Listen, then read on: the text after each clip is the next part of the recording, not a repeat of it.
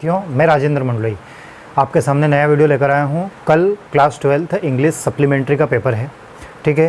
तो मेरे पास बहुत से स्टूडेंट्स के कमेंट्स आए थे, या आप भी आ रहे हैं कि सर हमने अभी तक कुछ नहीं पढ़ा है, मैं लॉकडाउन के कारण बाहर था, मैंने तैयारी नहीं की है, मुझे कुछ नहीं आता है। तो कुछ इस प्रकार से इम्पोर्टेंट क्वेश्चंस या कुछ ऐसा तरीका बताया जाए जिसके माध्यम से आप नंबर ला सकें और आप कम से कम पास हो सकें। तो आज का जो हमारा ये वीडियो है, ये वीडियो कम से कम आपको 5 नंबर एनी हाउ कंडीशन में आपको 5 नंबर लेकर देगा। कैसे? देखिए, मान लीजिए मैं ये मान के चल रहा हूँ कि आपने कुछ भी नहीं पढ़ा है, ठीक है। अब कुछ भी नहीं पढ़ा है, 100 नंबर का हमारा इंग्लिश का पेपर आएगा। उस 100 नंबर में से 15 से 20 नंबर का आपका आएगा शुरुआत में अनसीन पेज आता है, ठीक है। मतलब एक अनसीन पैराग्राफ दिया जाएगा, उस पैराग्राफ को पढ़कर नीचे दिए गए प्रश्नों के हमें उत्तर देना है। तो उसमें से 15 से 20 नंबर में से जिसको कुछ भी नहीं आता है वो भी 10 से 12 नंबर लेकर ही आता है, 101% श्योर है। साथ में मैं आपको एक चीज़ ये बता दूं कि जो हमारा 100 नंबर का पेपर रहता है, उस 100 नंबर के पेपर में एक क्वेश्चन आता है नोट मेकिंग एवं समरी वाला।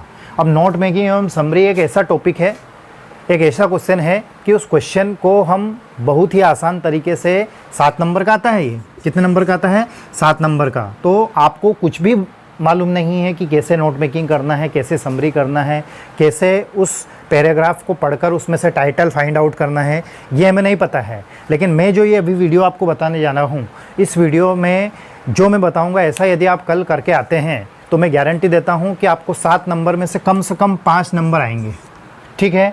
ये वीडियो मैं उन स्टूडेंट्स के लिए बना रहा हूँ जिन्होंने तैयारी नहीं की है और एनी हाउ कैसे भी उनको पास होना है। तो आज का ये वीडियो सिर्फ उन स्टूडेंट्स के लिए है जिनकी तैयारी किसी कारणवश नहीं हो पाई है, या फिर वह कैसे भी करके पास होना चाहते हैं, ठीक है दोस्तों। तो मैं कोशिश करूँगा कि आप बहुत अच्छे से इसको कर पाएँ। सबसे पहले तो हम ये समझ लेते हैं कि क्वेश्चन कैसा आता है। क्वेश्चन लिखा हुआ रहता है, read the following question, read the following pages and answer the question below, ऐसा लिखा हुआ रहता है। या फिर ऐसा लिखा रहता है कि make notes and prepare summary with suitable title, ठीक है। अब इसमें क्वेश्चन को आपको समझना है। क्वेश्चन में आपको वो नोट मेकिंग के लिए कहेगा, ठीक है, मतलब नोट्स बनाना है। दूसरा आपको समरी प्रिपेयर करना है और तीसरा है टाइटल। तो ये 3 चीज़ें इसमें महत्वपूर्ण हैं। तो आपके सामने ये पैराग्राफ है, एग्ज़ाम में पेपर में ऐसा पैराग्राफ आएगा। इस पैराग्राफ को आपको 1 या 2 बार पढ़ लेना है। पढ़ने के बाद जितना भी समझ में आता है ठीक है, कुछ भी समझ में नहीं आता है तो भी कोई दिक्कत नहीं है। फिर हमें क्या करना है, इन लाइनों को गिन लेना है कि पैराग्राफ में कितनी लाइनें दी गई हैं। जैसे हम गिन रहे हैं 1 2 3 4 5 6 7 8 9 10 और मान लीजिए 11 लाइनों का ये पैराग्राफ है, ठीक है। अब 11 लाइनों का पैराग्राफ है, तो इन 11 लाइनों को फिर हमें 2 हिस्सों में तोड़ लेना है। कितने हिस्सों में तोड़ लेना है? 2 हिस्सों में। अब 2 हिस्सों में तोड़ेंगे तो 11/2 मतलब 5.5 होंगे। तो हमें क्या कर लेना है कि पहले हिस्से में हम ले लेंगे 6 लाइन और दूसरे हिस्से में ले लेंगे 5 लाइन। तो पहला हिस्सा हो गया और ये दूसरा हिस्सा हो गया, ठीक है। ये मैं आपको समझा रहा हूँ कि ऐसे करना है। अब 2 हिस्से हो गए। 2 हिस्से होने के बाद हमें क्या करना है देखिए सबसे पहले अब हम कॉपी में आंसर लिख रहे हैं। कॉपी में आंसर लिख रहे हैं तो सबके ऊपर हम लिखेंगे नोट मेकिंग। क्या लिखेंगे? Note making. नोट मेकिंग लिख दिया। अब नोट मेकिंग के बाद में हम लिखेंगे हेडिंग। हेडिंग लिख दिया। अब हेडिंग लिखने के बाद फिर हम लिखेंगे, अब पहले हिस्से की बात कर रहे हैं हम, तो पहले हिस्से की पहली लाइन की नोट मेकिंग कर रहे हैं हम, तो हम यहाँ पर लिखेंगे 1.1, ठीक है। ये लिख दिया 1.1। अब 1.1 लिखने के बाद में हमें यहाँ पर कुछ लिखना है। तो हमें क्या लिखना है? पहली लाइन है, मान लो ये पहली लाइन में लिखा हुआ है कि today we are living in modern fashion. ठीक है, मान लीजिए कि ये पहली लाइन है, तो इस पहली लाइन की हम नोट मेकिंग कर रहे हैं। तो इसमें से आपको यहाँ पर क्या क्या लिखना है वो चीज़ मैं आपको बता रहा हूँ। इसमें से जैसे is, am, are, in, to, for, from, ये चीज़ें आती हैं, तो इन चीज़ों को छोड़कर बाकी जो बचते हैं वो सब लिख देना है। जैसे यहाँ लिखा हुआ है टुडे, तो टुडे लिख दिया। ठीक है, टुडे के बाद में कोमा लगा दिया, मतलब कामा, अल्पविराम लगा दिया। फिर हम यहाँ पर लिविंग लिख देंगे, ये बचा हुआ है। लिविंग के बाद में हम यहाँ लिख देंगे मॉडर्न। ठीक है, कहने का तात्पर्य ये है कि हेल्पिंग वर्ब, इन, ऑफ, ये प्रीपोजिशन और हेल्पिंग वर्ब को छोड़ देना है। पहली लाइन का नोट मेकिंग हो गया। अब दूसरी लाइन की बात करें तो दूसरी लाइन का नोट मेकिंग करेंगे। तो दूसरी लाइन मतलब पहले हिस्से की दूसरी लाइन, तो उसको लिखेंगे 1.2। ये पहले हिस्से की पहली लाइन थी, अब पहले हिस्से की दूसरी लाइन की बात करें तो 1.2। फिर उस लाइनों में दूसरी लाइन में जैसे ईज, एम, आर मतलब हेल्पिंग वर्ब और प्रीपोजिशन को छोड़कर जो भी शब्द बचते हैं वो छोड़ दे, वो लिख देना है। जैसे मान लीजिए यहाँ इसमें आया था साइंस, SCIENC। ठीक है, फिर एजुकेशन आया है तो इसको लिख देंगे। दूसरी लाइन का हो गया, फिर तीसरी लाइन में भी ऐसा ही करना है, फिर चौथी लाइन में भी ऐसा ही करना है, फिर पांचवी लाइन में भी ऐसा ही करना है। मतलब नोट मेकिंग पहले हिस्से की सारी लाइनों का हमने नोट मेकिंग कर दिया। अब हमारे पास दूसरा हिस्सा बचा हुआ है, तो इस दूसरे हिस्से को भी हम ऐसे ही करेंगे। तो दूसरे हिस्से में जब आएंगे तो फिर हम यहाँ पर क्या लिखेंगे, हेडिंग लिखेंगे।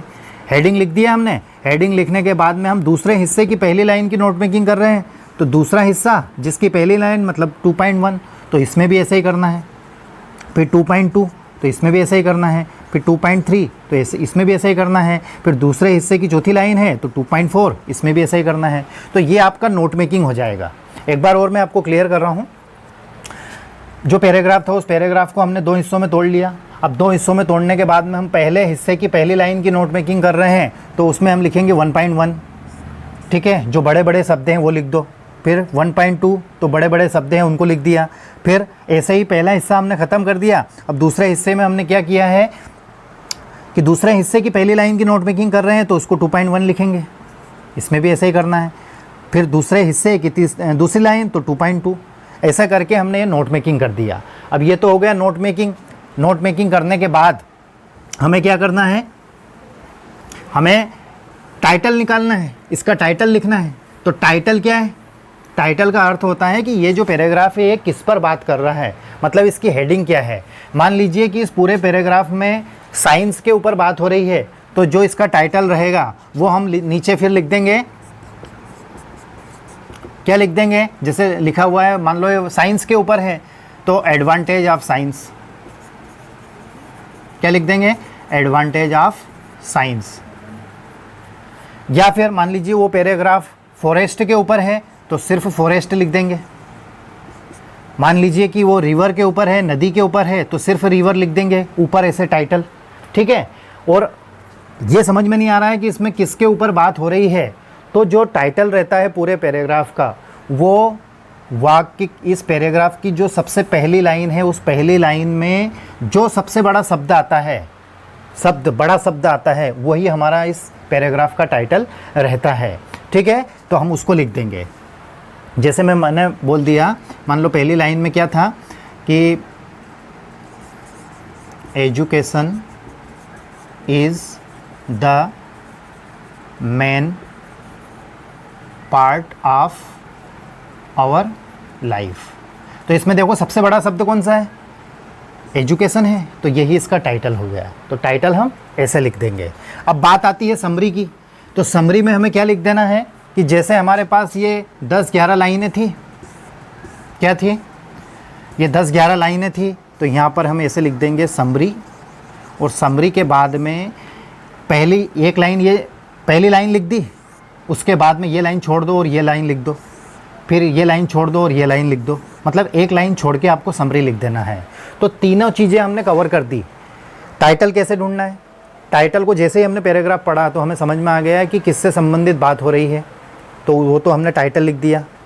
ठीक है, टाइटल लिखने के बाद में नोट मेकिंग कैसे करना है ये भी मैंने आपको बता दिया है कि 1.1, 1.2, 1.3, 1.4, 2.1, 2.2, 2.3। ठीक है। समरी कैसे लिखना है, एक एक लाइन छोड़ के समरी लिख देना है। तो ये 3 चीज़ें हमने कवर कर दी है। ठीक है दोस्तों, इस वीडियो को आप चाहें तो 2 बार देखें, रिपीट करके देखें, और फिर भी कुछ समझ में नहीं आ रहा है तो आप कमेंट्स कर सकते हैं।